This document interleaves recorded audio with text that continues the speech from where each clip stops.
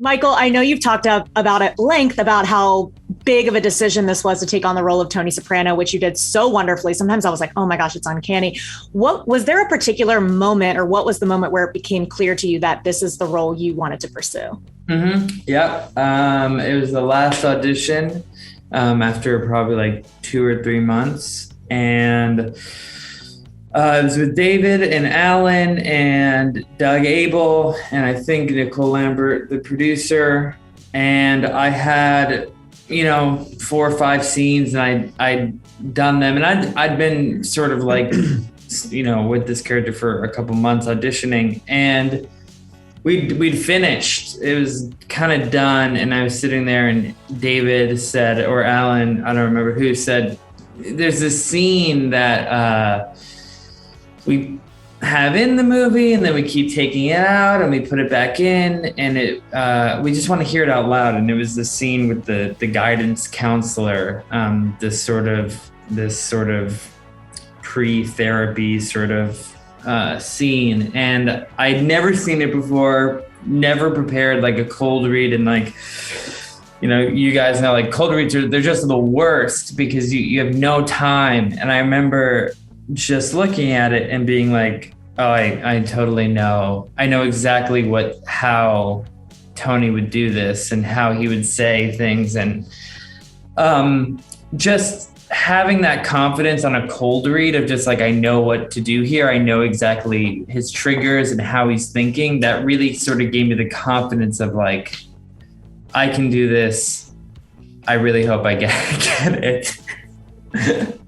Yeah. You were amazing. Alessandro, Dickie is somewhat of this fabled person in the Sopranos series. Was it more challenging that you're playing someone that has kind of this legendary status, or was it freeing that stories are stories? We don't really know what's true. Well, no, what you just said is pretty much what David said to me when we started, which was, don't pay any attention to anything that anybody in the series ever said about him because they're all liars. And so I felt like I didn't have to be the man that they had described, really. I guess that's because the character, what the most interesting thing about the character is that he presents one person to the public, to the world, which is somebody who's totally comfortable in his own skin and so well liked and full of charisma and charm and ease in the world. And then when in fact he's slowly, steadily unraveling over the course of the film. Mm-hmm. And so to allow both things to exist in one performance was I think part of the joy of it. Yeah. Leslie, hi. I'm in your top 1% of listeners on Spotify. I love how, you had talked about how this was such a secretive process when you were auditioning. And since it's Alan Taylor, who's kind of done like a little bit of everything, what were some of your guesses? Did you have like guesses as to what you were auditioning for at any point? Oh, you know what? Like they had told me that it was probably The Sopranos. You know what I mean? Like my agents hipped me to the fact that it was most likely The Sopranos, but no script, no, the characters' names were changed. The scenes were very innocuous. I mean, I had no help, building it, except for there was something about when I would pick up this material to make another tape after they sent notes, I was inspired.